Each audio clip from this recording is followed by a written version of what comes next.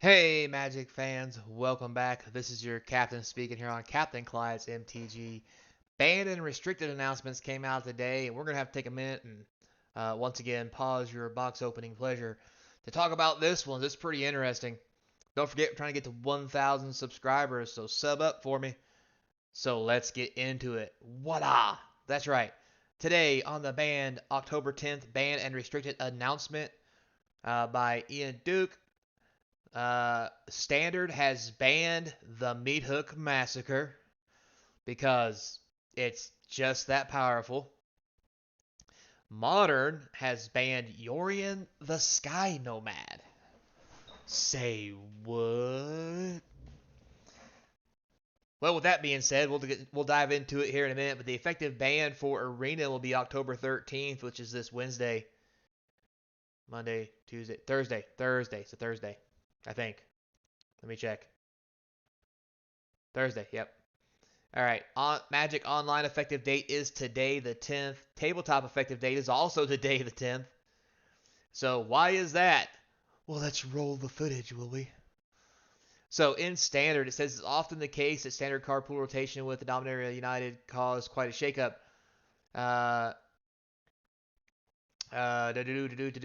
These index, many last year's cards shifting.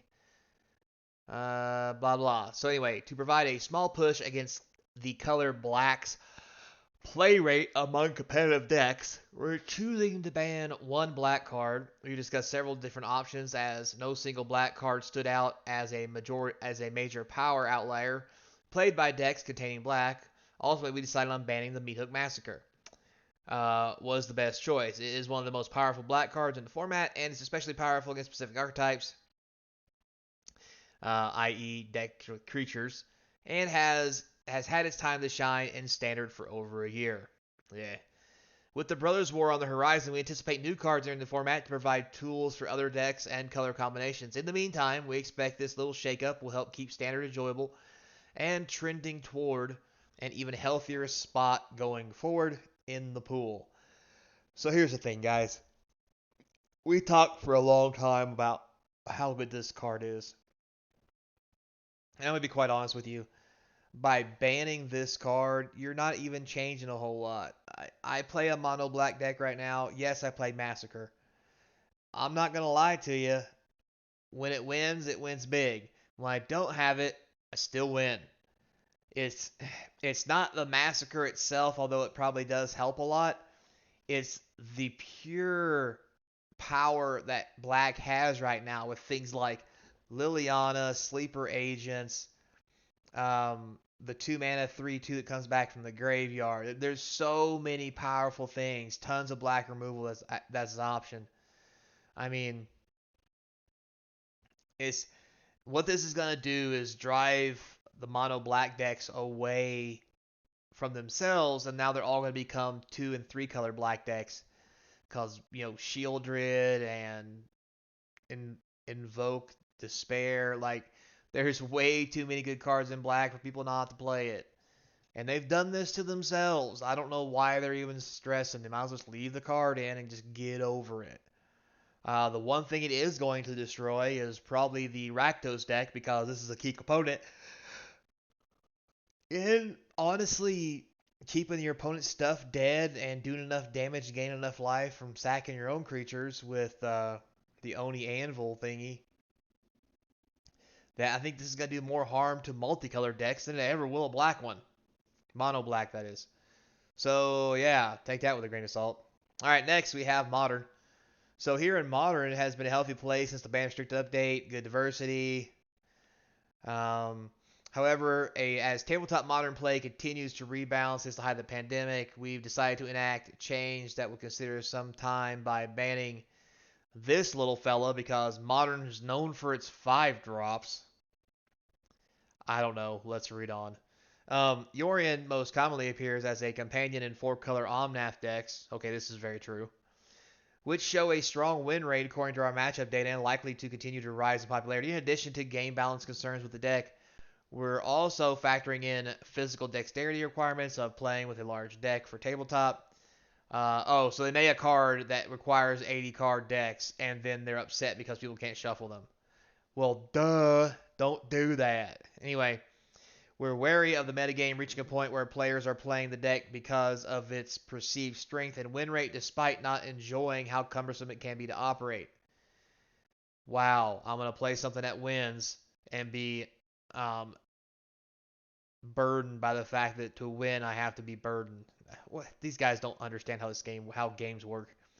While these physical dexterity issues exist in a larger degree of other formats like Pioneer, Modern specifically entails more shuffling than other decks because of, the card pool of fetch lands and so forth and so on. Cards encouraging large decks like Battle of Wits,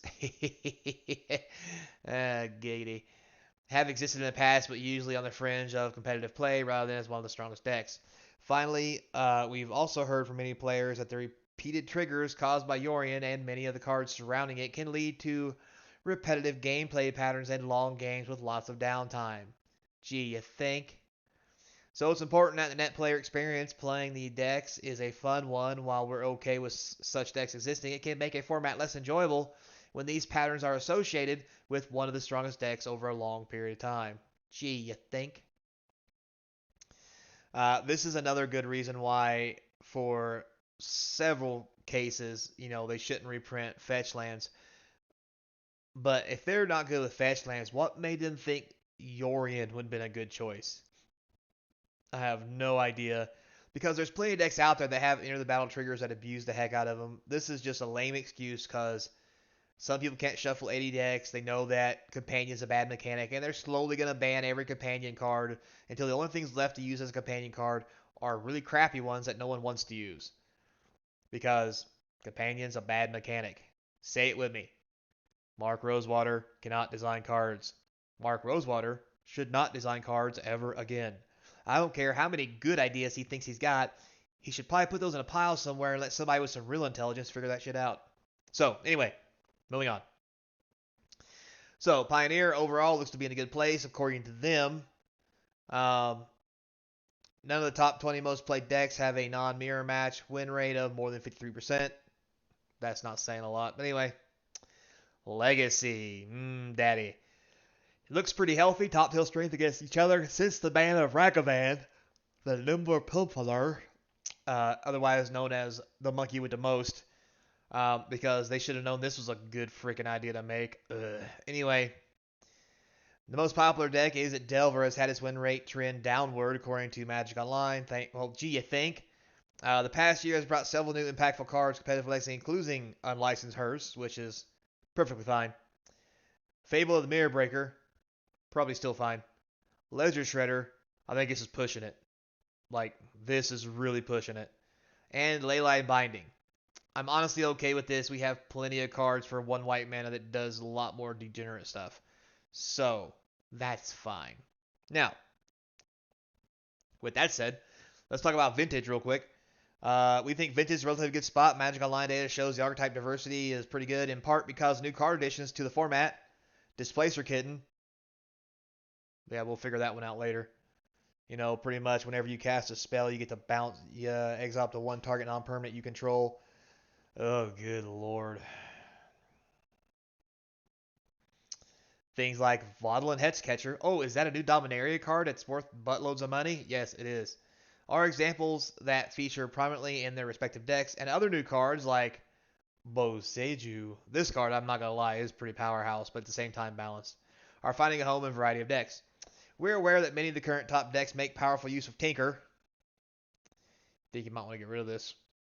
But anyway, and are often categorized together. But within the category, there are good amounts of diversity in terms of how those decks can be built with play patterns that follow.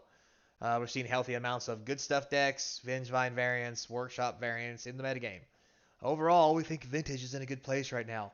It's Vintage. The only time it's not in a good place is when you guys print something that kills people before they get a turn. The love of God. Anyway, so that's the banned and restricted list announcements.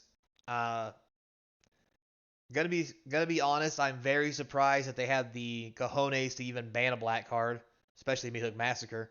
And second, I'm surprised they had the foresight or even the care to ban Yorion in Modern. Anyway, there you have it, everybody. Don't forget, we're trying to get to 1,000 subscribers, so like, subscribe, hit that notification bell. Comments down below is going to feed the YouTube algorithm.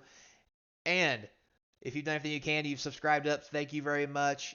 If you want to do more, links in the description to the eBay store where I've listed all kinds of new cards from the collector boxes I've been opening.